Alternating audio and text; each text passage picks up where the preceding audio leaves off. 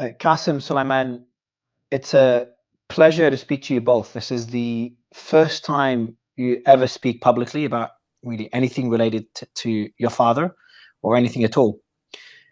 For anyone that doesn't know, especially those outside of Pakistan, your father, former Prime Minister Imran Khan, was jailed over a year ago now. It was, I think I told you guys, I did an interview with him weeks beforehand on the day of the Russian mutiny. And it's one of the most emotional interviews I've ever done.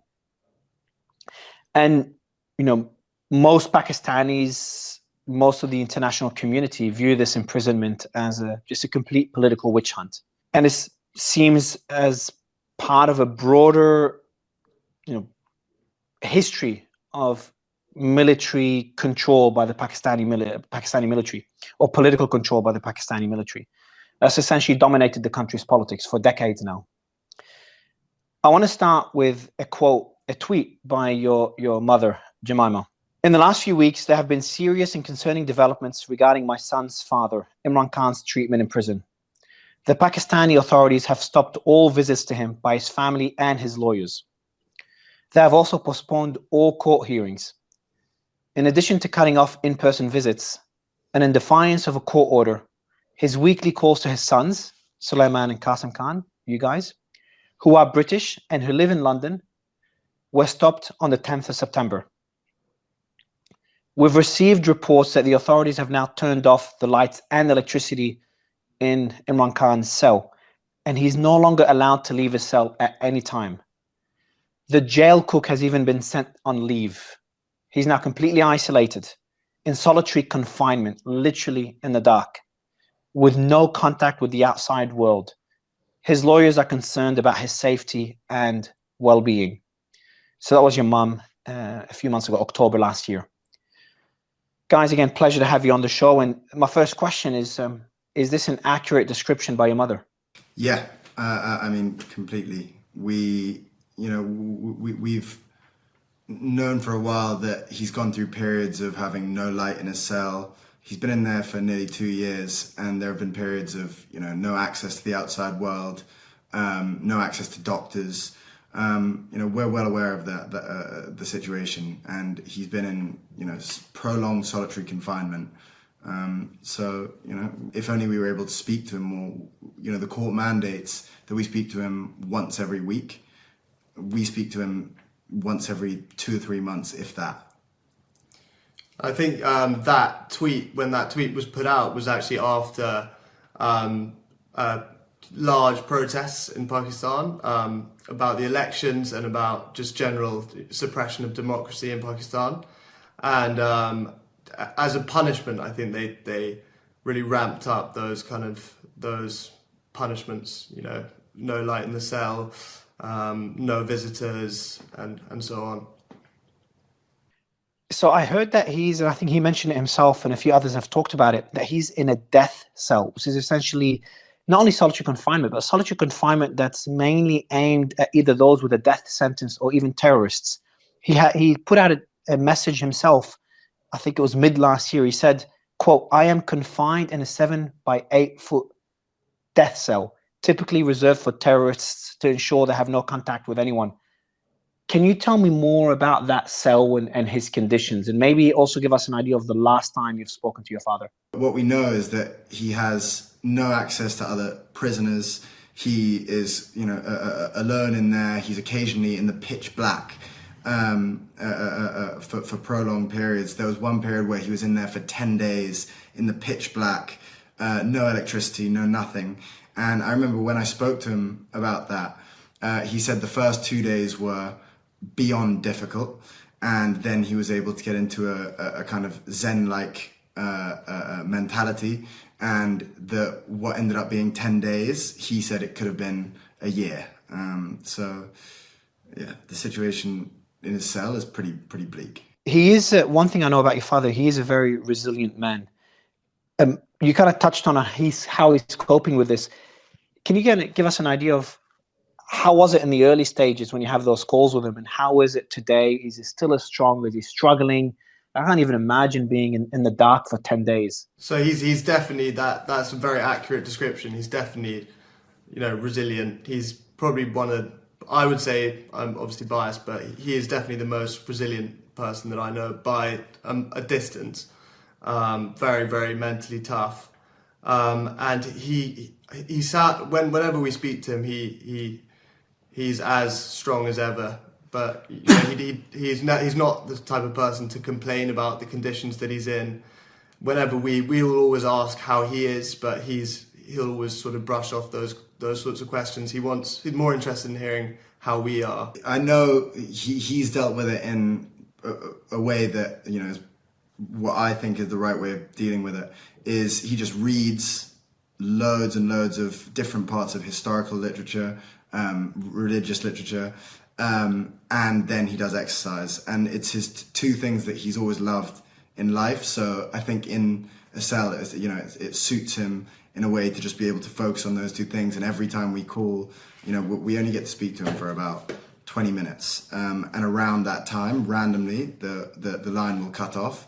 So he's so focused on ensuring that he's able to spend the first 10 minutes imparting wisdom of whatever he's learnt, you know, whatever religious or life lessons he can impart on us, and then the last 10 minutes he's very focused on finding out how we are, what's our situation, how's our family, and things like that. So we don't actually get very much time to ask about how he's coping, but I know he's doing a lot of reading, that's for sure. So your last call, did you say, was how long ago was your last call? 2 weeks ago, probably. Yeah, probably the first call we've had with him for about 2 months. But yeah, we were lucky enough to speak to him like 2 weeks ago. How does that work? So, like, do you know in advance you're gonna speak? Like, so, for example, today, do you know when you're gonna speak to him next? No, so it's really chaotic. In fact, I'm glad you asked, because we'll get a message, and it can be sometimes at about 4 a.m.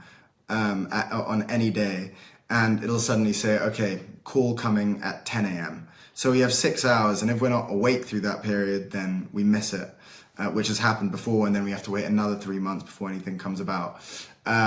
But usually we're able to, you know, we're quite on it with it and are able to like rush whatever situation we're in. We cancel, you know, for me, I cancel any meetings, whatever it is, and instantly we jump on, and then often we're left waiting for about an hour, and then eventually the call comes through, and then we have about 20 minutes to speak. So there's no protocol. It's a complete mess. It just feels like a torture technique. Why do you think they're doing it this way? Why are they treating the former prime minister of the country, and what I consider to be the most popular man in the country? Like, I get people all the time when I meet someone from Pakistan, a lot of times they remember me from that one interview. That interview had more impact, you know, on you know, people talking to me than any leader I've ever interviewed. Just to kind of give an idea to the world of how popular Imran Khan is in Pakistan. And again, he was the former prime minister, a very popular one. Why do you think they're treating him this way? You hit the nail on the head. It's a technique to try and break him.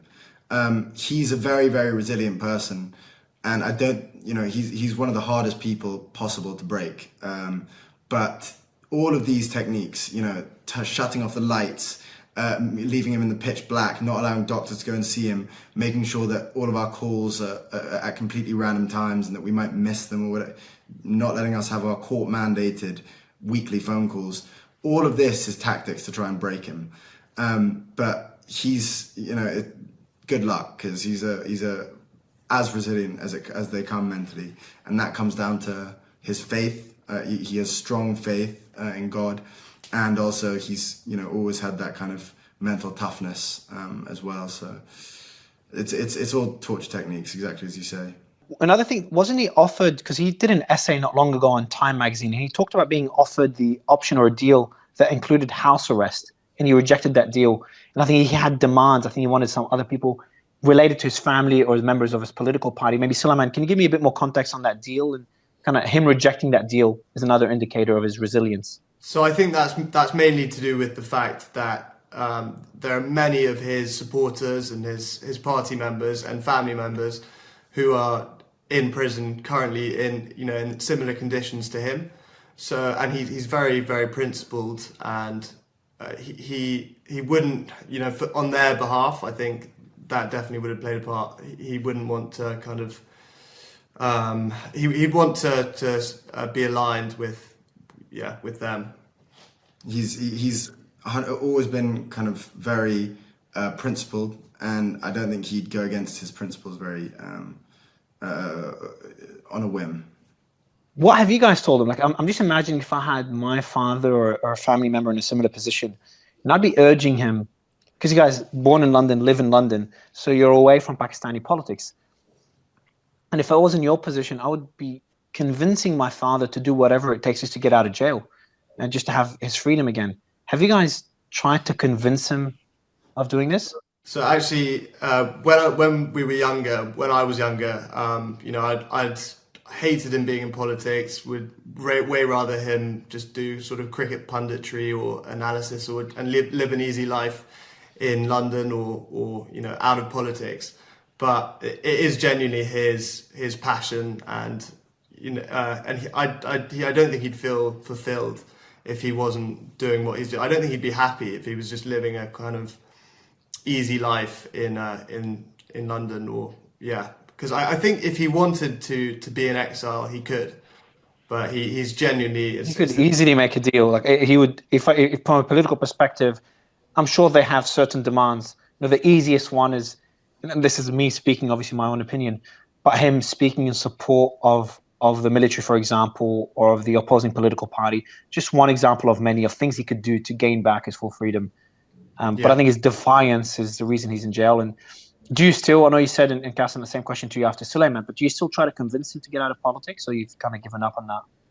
No, I mean, I personally would never, I wouldn't even want to say that to him, because imagine you're his son and all he speaks to. So when we spend time with him, a lot of the time we'll be kind of whatever, when we were younger, we were playing cricket with him. Now, watching films, whatever it is, half of the time he's spent lecturing us on rule of law, justice in Pakistan, how, the reasons why he got into politics. We know them so well, and it would be just to go against everything he preaches about, to suddenly just say, okay, I'm going to give up and I'm going to live an easy life. It's just, it's not in his nature. He has a single-minded obsession to try and help the people of Pakistan, and it's in such turmoil right now, Pakistan. He's dedicated to it, and he's not going to give up. And he's always wanted you guys to be out of politics. Is that correct? Yeah. So, I think, well, if you look at the two established parties in Pakistan, there's a tradition of, it's like dynastic politics. They're dominated by two different families, and so he's always wanted to. He hasn't wanted his party to follow that tradition, and yeah. So I personally don't ever want to be involved in politics in Pakistan, and I don't think he wants us to be either. Yeah. Yeah, I know, Qasim, you're in a similar position. You don't want to be involved in you're a very successful entrepreneur as well, so you've got a life outside of politics, and kind of this implies, the answer to my next question is that why do this interview and why now? So more than anything, we've gone through the legal routes. We've gone through, every route that we thought would potentially get him out. We never thought he would be in there a fraction of how long he's been in there. And it's only getting worse. And so, we've somewhat run out of those options, and now we've decided, okay, the only route is to, of taking action is to come and speak publicly. And I think, I appreciate you for allowing us to speak here about it. What we want is international pressure on Pakistan right now, because currently he's living in inhumane conditions. They're not giving him basic human rights. They're not really doing anywhere near enough, and what we want is global pressure. Yeah, I think we've, like Qasim said, we've tried. We've exhausted other options, legal avenues, and it's gone very quiet. It seems in the international media, at least, it seems to have gone very quiet, and it's just. It's basically for the human rights of not only our father but other political prisoners, and restoration of proper democracy in Pakistan as well. aside from our own obvious selfish reasons? Yeah, look, obviously, your selfish reasons. This is your own father, and look, for the international community to understand how crazy things are in Pakistan. Pakistan population. What's the population of Pakistan? Almost 200 million, I think, maybe over 200 million. Yeah. Massive military power. Got nuclear weapons. Massive economy as well. Because a lot of people in the world don't understand how massive Pakistan is as a country and a supposed democracy. And this is kind of me speaking my opinion. I'm a big advocate of democracy and free speech. And what's happened in Pakistan, they literally banned X. X is completely banned. Cracked down on protesters. The name of your father was banned from TV, radio stations, I think social media as well. Literally, no one could even say his name. I don't know how anyone could call this a democracy. And what's funny is that people would refer Qasim, they would use your name to refer to your father, Qasim Khan, as a way to defy that ban. And the allegations against your father are mind-bogglingly stupid. Like, I understand this is political targeting, but just went way above any red line one could imagine in any democracy. I mean, I've been very critical of Brazil. Brazil hasn't done near as much as what Pakistan is doing. So it's just honestly heartbreaking what your father's going through and what the country's going through. And again, this is me speaking my opinion. And, you know, I know that you're coming on this interview away from politics and talking more about your father. But I just wanted to kind of mention to anyone listening that's outside of Pakistan, what is happening in that country, and how important your dad's fight is. You did talk about international pressure on Pakistan, and we've seen a bit of that late last year, and it's kind of quieted down now. I'm not sure why. I want to talk about what Richard Grenell, who's a special envoy in the Trump administration. He essentially openly called for your father's release. I think it's the end of last year, after the elections, after Trump won the elections. He said, have you had any contact with it? Sorry, my question to you first, before I read out his quote. Have you had any contact with Richard whatsoever before that quote or afterwards? So we haven't. We're very grateful to Richard Grenell for all the support he's shown, and I've seen his tweets. But no, we haven't had any contact with him personally. Let me read out his tweet. This is Richard on Twitter, I think it's November last year. Watch Pakistan. They're Trump-like leaders in prison on phony charges, and the people have been inspired by the US red wave. Stop the political prosecutions around the world. First, he does refer, and I've done the same when I interviewed Imran Khan, for people to relate to Imran Khan's personality. I compared him a lot to President Trump. They've gone through similar political targeting. Trump emerged victorious. Obviously, he's president now, and your father's in jail. What are your thoughts on Richard's characterization in that tweet? I think there's definitely parallels in the kind of the lawfare and the way he's been targeted. And yeah, I understand the comparison. What about he calls them phony charges. He also says the people have been inspired by the US red wave, and he calls it political prosecution, which you've kind of mentioned already. Would you say this is a fair characterization by Richard? And to add to that as well, what would be your message to others in the Trump administration, including Trump and Elon himself, on what they could do to help, if anything, to help your father? So I think that's definitely a fair characterization when it comes to Pakistani politics. 100%, they're false charges, trumped up charges. Anyone who looks into it a little bit can kind of see that. In terms of a message to the Trump administration, we'd call for any government that supports free speech and proper democracy to join the call for our father's release, and especially the most powerful leader in the world. I mean, I completely agree. I mean, what we want is just the international community to look at what's going on and hopefully take action. And who better than Trump to gain the attention of? So, we'd love to speak to Trump or try and figure out a way where he would be able to help out in some way, because at the end of the day, all we're trying to do is free our father, bring democracy in Pakistan, and just ensure he has basic human rights. Would you be open? So if there's anyone in the world, anyone with a large following or political influence that would like to help, and this is a question I just thought of now, would you like them to just be public about it? Would you like them to reach out to you guys? What would you What would you recommend? What would you ask people to do? Both, I think, to definitely speak out about it. I think that's huge. That would be huge, just to create a bit more noise, because it's definitely gone a bit quiet recently. And definitely, if someone had a bit of we would love people to reach out to us if they have some influence or a potential to help with this situation.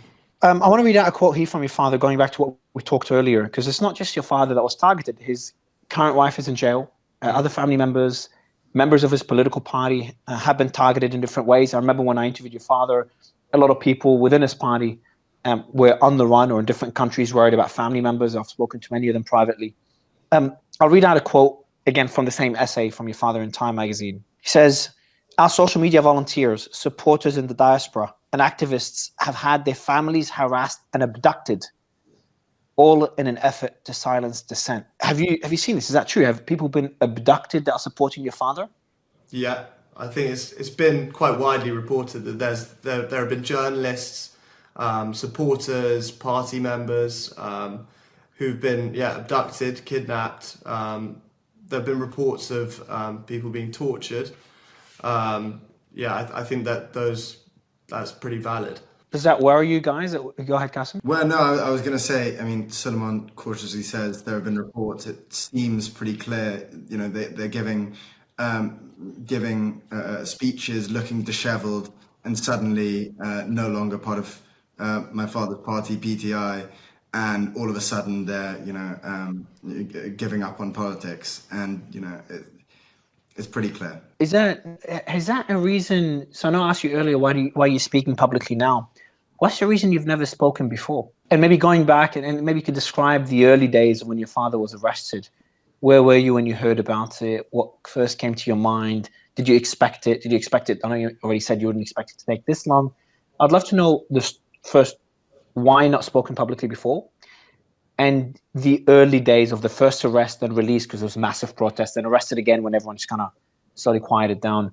So we've always been quite private people. It goes back to what we were talking about earlier, where our father never wanted us to be in politics. We were never interested in it anyway. And so it made sense to just live a more quiet life. And that was a good element of living in England, is that we didn't have to live quite so much in the public eye. But I remember very vividly where I was when he got arrested. I was about to give, at the time, the biggest speech of my life for my startup, for Mifu. And I was about to get on stage and speak to about 100 people. And as I was preparing for it was about an hour and a half before, my business partner, I see him go pale, and he shows me his phone, and I see that he's been arrested. And at the time, we have quite a thick skin with this kind of stuff. We've seen him get shot. We've seen him get arrested multiple times. We've seen him, he's sat us down and told us he's going against mafias in Pakistan. We're quite used to this kind of thing. So when it happened, frustratingly, I remember I saw it, and I just thought how trivial my speech is, even though it was the biggest speech I could possibly give at the time. And I went up, and I my head was in the clouds, and I fluffed my lines, but we ended up doing okay. But what really stuck out is, at the time, even though it shook me, I had no concept of how long it would be. I really thought it would be a couple of months maybe maximum. But this time, it turned out it's nearly 2 years now, and he's been in solitary confinement the entire time. It's been pretty brutal. Suleman, well, those early days, your expectations, and where we are today. Yeah, so I remember as well where I was and my reaction, but it wasn't actually a shock to me, because I'd actually spoken to him a few days before, and he'd warned me that there was a strong possibility that he was going to be arrested. But he'd been arrested earlier that year on the 9th or after the 9th of May kind of protests, and he was released a few days later. So I was hoping that it would be a similar situation, yeah. And I just wasn't expecting him to still be in prison now, almost 2 years later. When he was made that offer, sorry, go ahead, Qasim. I was just going to say, the very night before, just remembered, the very night before I was, it happened, I was messaging him about advice for public speaking because I was so nervous about speaking to 100 people. And then in the morning, funnily enough, he was taken. It's just honestly, it's heartbreaking what you guys are going through. At first, I also respect, especially considering Pakistani politics, how always kids are groomed to kind of follow in their father's footsteps. And we've seen that in politics for decades in Pakistan. So to see you guys, first, the way Imran Khan has kind of moved you away from politics, so essentially protected you, considering how dangerous Pakistani politics is. And to see how humble you guys are. When we met Qasim, I told you that, I was joking about it, how humble you are in general. And, to see you guys speak publicly now in support of your father, knowing how brutal and aggressive Pakistani military or Pakistani government have been against anyone speaking out in support of your father, is something that I respect massively, and I really appreciate that you're doing this. I do want to ask you the question though. When he was offered the opportunity to go under house arrest to get out of jail, did he ever ask you guys?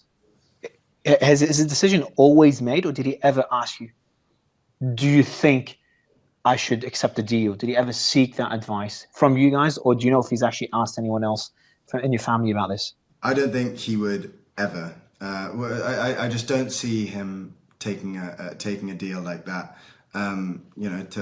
To save his skin. He's a very principled person, as I said. He's comfortable there as long as his mission is being fulfilled, and I don't think he'll just take a deal while other people are sitting in cells on his behalf, his supporters. I don't see him, running off to his house where he's in pseudo prison.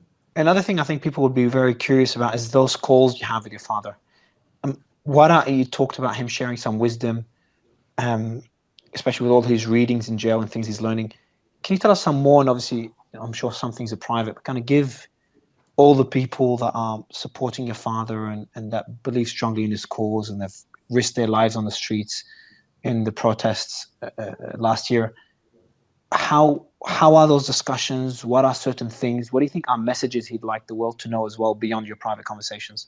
So he, one thing, there's a lot of private stuff, obviously, and most of it's about family. But occasionally, at one point recently, he was laughing about how desperate his opposition are getting. With it's not only these kind of torture tactics against him. And he was laughing, now they put me, now I have no contact with the outside world. So when he would sit to see his lawyers, he would say, okay, what's happened in the world? Just very casual. And he's basically just very, very aware of how desperate they are, the censorship. If you didn't know, for the World Cup, the anniversary of the 1992 World Cup, for context, he was the captain of that side that won the World Cup. And in the images for the anniversary, they blurred him out of every single photo or cropped him out of every single photo. So imagine doing that with the captain of the World Cup winning side. And they're that petty. And so he was laughing about that, which is a nice little touch, I guess. They've cropped his image. Sorry, Suleman, I'll let you speak in a bit, but I didn't know about this. This is getting a bit cartoonish. So essentially they've got, there's images of the World Cup, Cricket World Cup, I assume. And he's a captain. I've known Imran Khan before he was Prime Minister. I'm originally from Australia, so Australia's a big cricketing country, so I know about Imran Khan well. And as a cricket star, he's obviously in all those images and posters. They've cropped him out. Yeah. So they're not even being being kind of considerate or being strategic in their censorship. They're just putting it out there, not caring that they're blocking free speech. Suleman, maybe same question to you, is like a bit more, those discussions and kind of a sense of how your father is, because he seems, based on what he said so far, beyond resilient, beyond just being strong and getting through it. Making a joke out of how desperate the opposition party is getting. Yeah, well, I'm sure that like I said before, he's not really someone to complain about his conditions. I'm sure it is incredibly tough, like given how small his cell is and everything. But It's 10 days in the dark. It's yeah, brutal torture method. yeah, Brutal torture method. Let alone yeah, cutting out contact, and how your phone calls are cut out after 20 minutes. Yeah.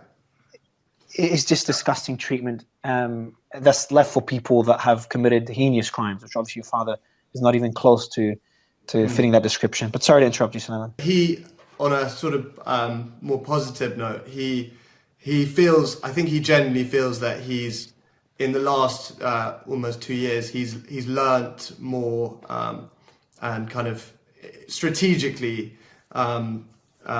He's really developed a good kind of roadmap for what he wants in the future. I think he's always optimistic, but he sees it as a very good learning experience. That despite obviously how difficult it is. Sorry, I was going to say he's always been a big reader, but now he's had so much time to read about historical figures, leaders of the past, and also about faith, and he believes that he's grown more in these past 2 years than he has in the previous 20, and he said those words exactly. And as well as how much he's grown mentally, and he says spiritually as well, he says he has he's been strategizing about what he can do when he's released for Pakistan. So yeah, he's one of the few people who's coming out of it, hopefully, or how he believes is stronger. Do you think he will come out of it? Of course I want to believe that, but the reason why we're here is because, we feel like we're somewhat running out of options from legal options or others. And what's worried us most is that a lot of the pressure on Pakistan, a lot of the news reports, it's all kind of died down, or it's fizzled a lot recently. So the whole reason why we're here is because we are getting worried. We're naturally very worried right now. And there have even been threats to prosecute him with offences that would carry the death penalty. So, it's pretty. The reason that the reason we're doing this interview is because the situation is getting pretty desperate. We hope. You can only remain optimistic. Does he know you're doing this interview? Yes. Yeah, we asked him because this is something that he might not be behind. Was what we were worried about.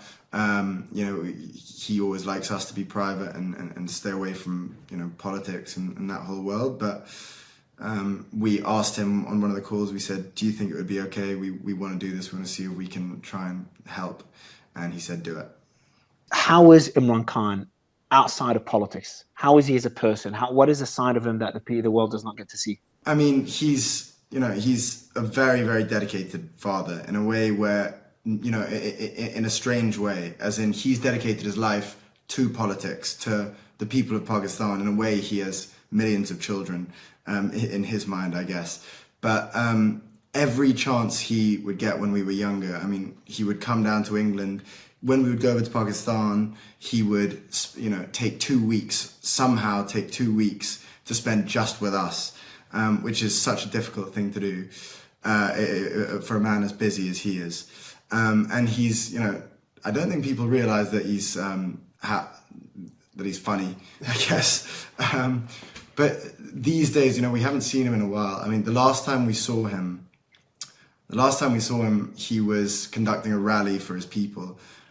For his supporters, and there was an attempt on his life, and this is a slight side point, I guess, but there was an attempt on his life, and he was shot 3 times in the legs, and if it wasn't for one of his supporters pulling down the gun, he would have been shot in the chest, and the supporter unfortunately lost his life in the process. But after that, we obviously rushed out and we went to see him. And God, the journey over there as well. We were in about a convoy of about 15 cars. We were in a bomb-proof car. There was a decoy car. There were a jammer car for detonators. There was armed militia in front and behind. And as we got to the house, we had to make sure our food wasn't poisoned. We had to stay away from windows for sniper threats. It was so chaotic, and it's, you know, such a stressful period. But that was the last time we saw him. That was 2.5 years ago. That was the last time we were able to properly see him and speak to him. And he was, you know, in a wheelchair with bullets. And it's strange to see him in a wheelchair because he's usually such a presence. He still managed to be, despite hobbling about. But he, you know, that was the only time we were able to see him in recent times. And before then, you know, we weren't able to see him much. But in our early life, he would spend as much time as he could possibly make seeing us. You know, we would see him 7 or 8 times a year for prolonged periods. So it's such a dedicated father, and I don't think people really realize that. You were avoiding the windows because of the risk of snipers. People were checking if your food was poisoned. How do people check that? Taste it is the way.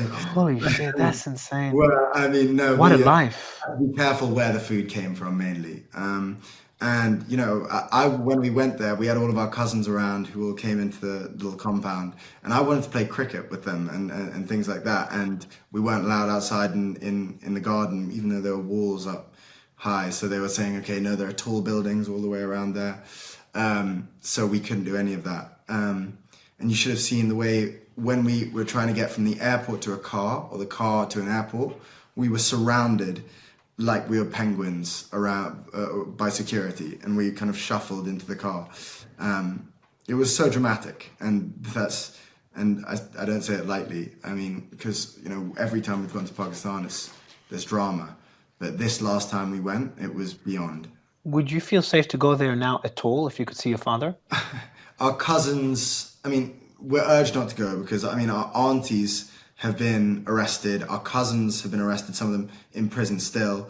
And, you know, it's there's obviously a high threat. If we go, we provide a potential weakness for our father, another way where they can potentially get to him. And so he was always quite worried about us coming during the most, the height of tension, because he was worried, you know, when they're desperate and they're pulling out all of these random ideas, you never know what they might do. But we've obviously thought about it. You never know. If you had a message to the Pakistani military or the establishment or those in power or those that make the decisions, what would be your message to them? I would say just respect respect democracy in Pakistan, respect the kind of the people's clear choice, which anyone who has looked into the previous general election can see. You know, they weren't allowed to stand. Our father's party, PTI, their candidates had to run as independents, and they still won the most. And let alone all the other ways they tried to obstruct the democratic process, they still won the most seats in the National Assembly. So it's pretty clear who the people's choice, the party that is the people's choice, and the leader that they've chosen as well. So I would say respect the choice of the Pakistani people. Exactly, and you know, when you're saying the techniques they used during the last election, in a country with a 40% illiteracy rate, they banned his symbol, which is the bat.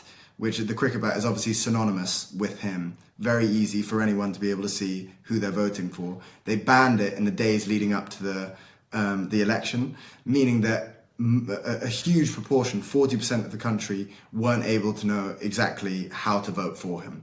So as well as that, there was clear rigging, the most obvious rigging possible. They banned Twitter. They turned off internet for periods. You know, it was, the rigging is so clear. Probably the most blatant form of, rigging, election interference, censorship that I've seen in any democracy. your father's literally in jail for charges, and maybe before I ask the final two questions, maybe Suleiman, just give us an idea. I've talked about how ridiculous those charges are. What are the alleged things that your father has done that he's being jailed for? So it's ridiculous. I mean, it's from things like selling exotic fruits to corruption charges. For me, for anyone who knows our father knows that he's not a corrupt person. If he was a corrupt person, he wouldn't have struggled for 20 years. Started his own party, struggled for 20 years to even be taken seriously in politics. He could have just joined one of the established parties, as they've offered him many times. And amassed wealth that way. But he's not I think even the establishment know that he's not a corrupt person. So it's absurd to charge him with corruption. Two last questions, guys. Before this interview, considering how sensitive the matter is, considering what's happening in Pakistan, considering the fact that you both have never spoken publicly, what was the reaction of your family? The family's been targeted politically for 2 years, if not more now. What were their reaction to you guys doing this? Obviously quite hesitant. Some of them were very behind it. I mean, it's a little bit of a mixed bag depending on who you ask. But I think at the end, what we were able to say, convince them, was that if there's a way that we can help, and if there's any way that we can try and get him out of prison, whether that's pleading to the international community, speaking to people like Trump or whoever it might be, if there's any way that we can make a slight difference, it's worth doing. So we're happy to show our faces publicly for this. My last question to you guys is: you've spoken to your father 2 weeks ago. If he was doing this interview somehow, so we sneaked in a camera and did it live without the guards knowing, what would he say to anyone listening? What would be his message, especially to the people in Pakistan and to the people of the rest of the community? From our perspective, we can tell you that he's keeping, he will stay strong until he's released, and when he is, hopefully he can make a change. And guys, what would be your message? What would be your message, Qasim, Suleiman, to the people of Pakistan and to the rest of the world? Don't lose faith that he I can tell you has not lost faith. He hasn't given up. He's not just sitting in his cell kind of twiddling his thumbs. He's very much planning for the future, believes that change is coming. So don't sort of lose faith and keep protesting the injustice. And to the international community, I think it's important to say, take action. If you can make a difference, there's someone who's in a solitary confinement cell who is being denied basic human rights. He should be the leader of Pakistan, and instead he's being kept in inhumane conditions, being tortured at periods. So if you care about human rights, this is paramount. This is number one on your list. Anything else that I missed in terms of what he's going through? Because I think it's very, very important to highlight this to the world. He would hate me saying it, but he's he's a man in his 70s, and he may be physically younger than that, and he may be physically very strong. But when you look at the facts, he's in his 70s and he's being kept in a tiny cell. And occasionally, the lights are completely turned off, no electricity at points, no access to a doctor, and he's been shot recently 3 times. It's completely inhumane.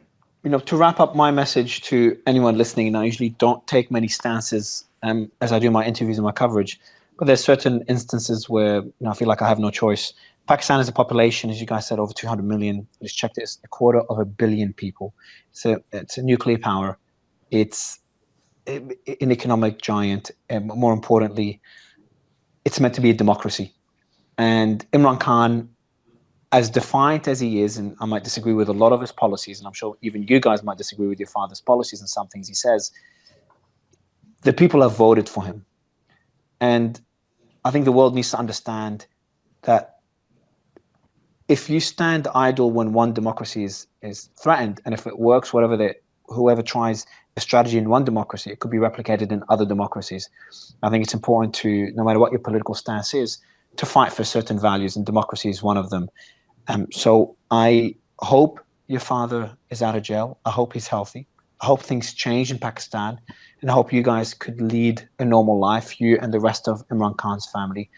I really appreciate your time. I appreciate Imran Khan saying okay to this interview, and I hope to be interviewing Imran Khan again, hopefully soon. I really appreciate your time, Qasim and Suleman. Thank you, guys.